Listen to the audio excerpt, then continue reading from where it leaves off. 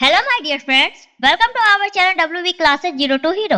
आज हम लोग 19वीं शताब्दी का बंगाल में व्याप्त अंधविश्वास को प्रथाएं कुरीतियों को दूर करने के लिए समाज सुधारकों द्वारा किए गए कार्यों को पढ़ने जा रहे हैं। तो चलिए क्लास को स्टार्ट करते हैं। राजा राम मोहन राय और ब्रह्म समाज। 18वीं सदी के अंत में भारत और विशेष रूप से बंगाल का समाज बहुत पिछड़ा हुआ था। लोग अंधविश्वासों और गलत रीति रिवाजों में जकड़े हुए थे। उस समय समाज में सती प्रथा, पति की मृत्यु पर पत्नी को भी जिंदा जलाना, बाल विवाह और जाति भेद जैसी बहुत सी बुराइयां थी। इसी समय राजा राम मोहन राय नाम के एक महान व्यक्ति सामने आए।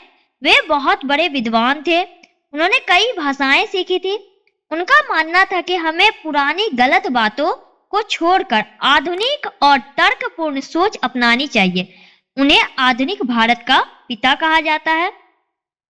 उन्होंने सबसे पहले सती प्रथा के खिलाफ आवाज उठाई।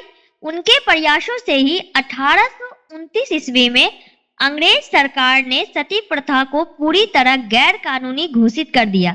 उन्होंने महिलाओं को पढ़ाने और अपने अधिकार पाने में भी मदद की। ब्रह्म समाज की स्थापना। राजा राम मोहन राय ने 20 अगस्त 1828 ईस्वी को ब्रह्म समाज बनाया।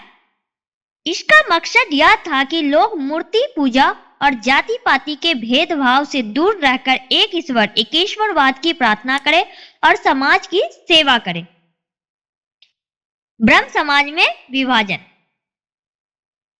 राजा राम मोहन राय की मृत्यु के बाद इस समाज को देवेंद्रनाथ टैगोर और केशव चंद्र सेन जैसे बड़े नेताओं ने आगे बढ़ाया। लेकिन समय के साथ नेताओं के सोचने के तरीके अलग होने लगे। तो पहला बंटवारा 1866 ईस्वी में। पहला बंटवारा 1866 ईस्वी। केशव चंद्र सेन ने नए और खुले विचारों के कारण ब्रह्म समाज को दो हिस्सों में बंट गया। एक आदि ब्रह्म समाज देवेंद्रनाथ टैगोर के साथ और दूसरा भारतीय ब्रह्म समाज केशव चंद्र सेन के साथ। दूसरा बंटवारा 1878 ईस्वी में। कुछ साल बाद केशव चंद्र सेन ने खुद ही उस नियम का उल्लंघन किया जिसे उन्होंने बनाया था। अपनी कम उम्र की बेटी की शादी करवा दी। इससे उनके साथी बहुत नाराज हुए और उन्होंने साधारण ब्रह्म समाज के नाम से एक नया ग्रुप बना लिया जिसे आनंद मोहन बोस ने शुरू किया। सती प्रथा का उन्मूलन। एंटी सती मूवमेंट। सती प्रथा प्राचीन काल से ही भारतीय समाज के समक्ष एक अभिशाप ज्वलंत समस्या बनी हुई थी, जिसका उल्लेख हमारे प्राचीन धर्मशास्त्रों तथा महाभारत में भी मिलता है। आधुनिक काल में इस प्रथा ने और भी भयानक रूप ले लिया था, जहां पति की मृत्यु के बाद उसकी विधवा पत्नी को जबरन चिता पर जिंदा जला दिया जाता था। इस मानवीय कुप्रथा को रोकने के लिए मुगल सम्राट अकबर, मराठा पेशवाओं तथा ब्रिटिश कंपनी के शुरुआती गवर्नर जनरल जैसे लॉर्ड हेस्टिंग्स और लॉर्ड कॉर्नवालिस ने कुछ प्रयत्न जरूर किए, लेकिन वे पूरी तरह सफल नहीं हो सके। उनकी असफलता का मुख्य कारण यह था कि वे भारतीय समाज के उन मामलों में हस्तक्षेप नहीं करना चाहते थे जिनका संबंध धर्म से जुड़ा हुआ था। राजा राम मोहन राय का ऐतिहासिक आंदोलन। इस क्रूर समस्या से समाज को मुक्ति दिलाने का वास्तविक प्रयास भारत के महान समाज सुधारक राजा राम मोहन राय ने किया। उन्होंने 1818 ईस्वी में सती प्रथा के विरुद्ध एक बड़ा आंदोलन प्रारंभ किया। अपने विचारों को आम जनता तक पहुंचाने के लिए उन्होंने अपनी प्रसिद्ध पत्रिका संवाद कौमुदी का सहारा लिया। धीरे धीरे उनके इस सुधारवादी आंदोलन को भारत के शिक्षित वर्ग और साधारण जनता का भारी समर्थन मिलने लगा, जिससे समाज में इस प्रथा के खिलाफ एक मजबूत माहौल तैयार हुआ। कानूनी प्रतिबंध, रेगुलेशन, सत्र और उसके प्रभाव। राजा राम मोहन राय के निरंतर प्रयासों के फलस्वरूप 1829 ईस्वी में भारत के governor general Lord William Bentinck ने रेगुलेशन सत्र पारित कर सती प्रथा को कानूनी रूप से पूरी तरह प्रतिबंधित घोषित कर दिया। राजा राम मोहन राय ने बेंटिंक के इस मानवीय प्रयास का स्वागत किया और इसमें पूरा सहयोग दिया। इस नए कानून के पारित होने के बाद महिलाओं को जबरन सती बनाने की प्रथा को गंभीर आपराधिक मामला से जोड़ दिया गया। अब इस प्रथा में शामिल होना या बढ़ावा देने वाले लोगों के ऊपर हत्या का आरोप लगाने का प्रावधान किया गया। उनके लिए कठोर दंड की व्यवस्था की गई। इस कानून के कड़ाई से लागू होने के बाद भारत से सती प्रथा लगभग पूरी तरह समाप्त हो गई और भारतीय समाज एक बड़े कलंक से मुक्त हो गया। युवा बंगाल आंदोलन, यंग बंगाल मूवमेंट। आंदोलन की शुरुआत और डेरोजियो का योगदान।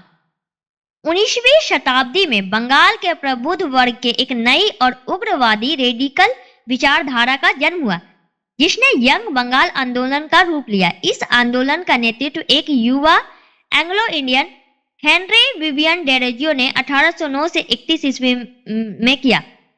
डेरोजियो 1826 से 1831 ईस्वी तक कोलकाता के हिंदू कॉलेज के प्राध्यापक रहे।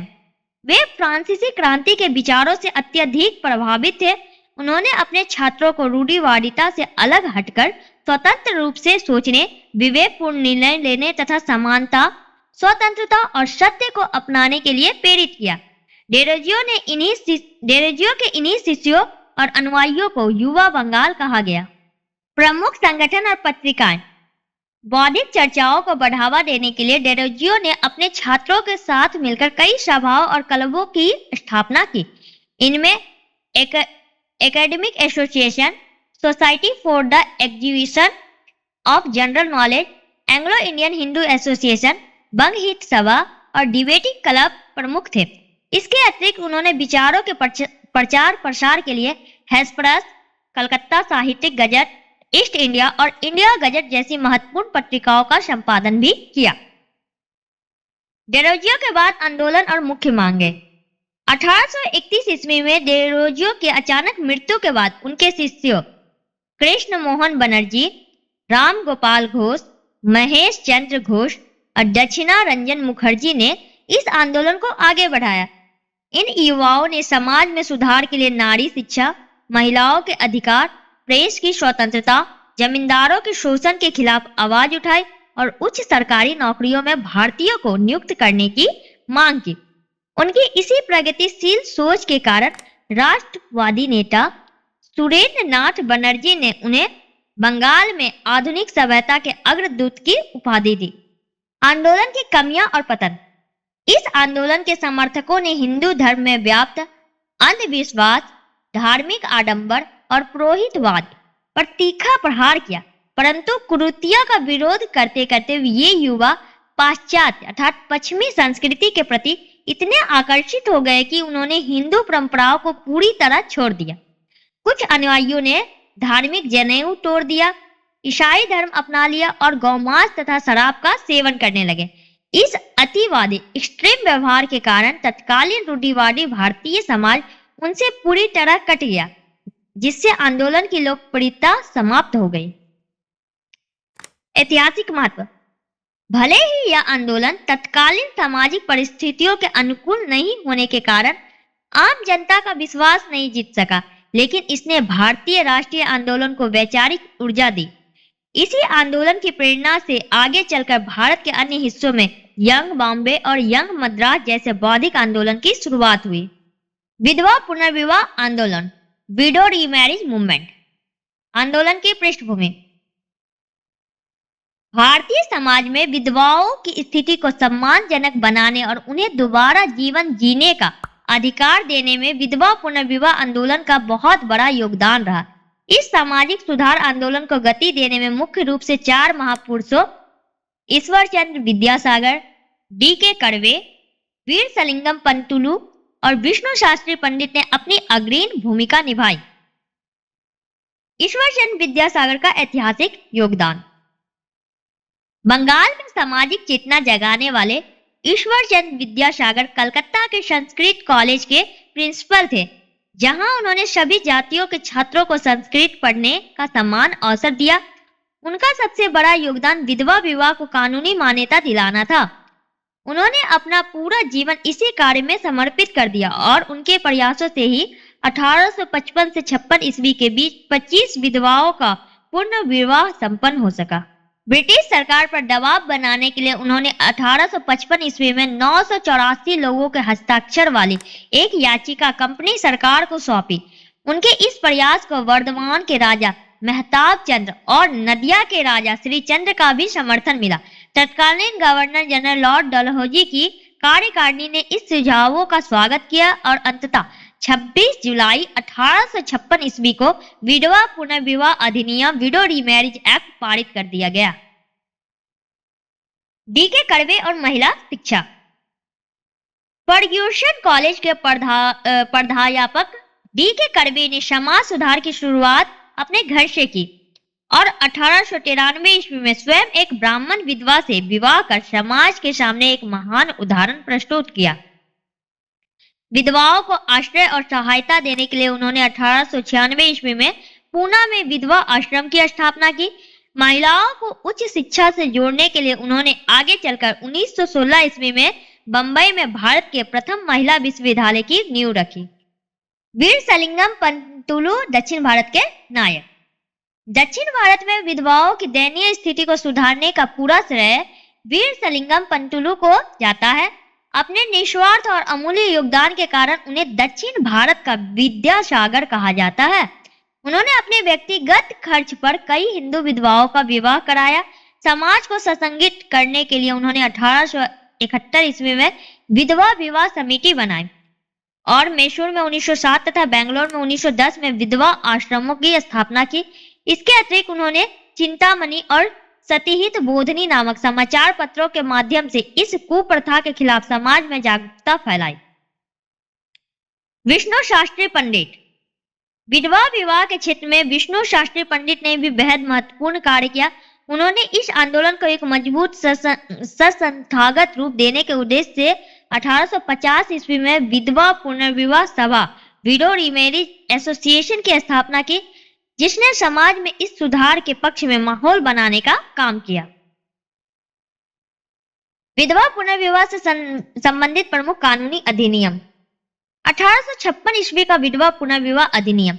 यह कानून लॉर्ड डलहौजी के कार्यकाल में 26 जुलाई 1856 ईस्वी को पास हुआ था। इस अधिनियम के नियम 15 द्वारा विधवा विवाह को भारत में कानूनी रूप से वैध मान लिया गया। 1872 ईस्वी का ब्रह्म मैरिज एक्ट। यह अधिनियम British governor general Lord Northbrook के समय पारित किया गया था, जिसका मुख्य उद्देश्य अंतरजातीय विवाह, इंटरकास्ट मैरिज और विधवा पुनर्विवाह को बढ़ावा देना तथा उससे कानूनी संरक्षण देना था। तो हमारे साथ आगे बने रहने के लिए हमारे चैनल को लाइक, शेयर और सब्सक्राइब करना ना भूलें। साथ ही बेल आइकन पर क्लिक कर लें, जिससे आगे आने वाले हर वीडियो का नोटिफिकेशन आप तक पहुंच जाए। मिलते हैं जल्दी नेक्स्ट क्लास में, तब तक के लिए bye, take care, stay healthy and stay happy. Thank you for watching.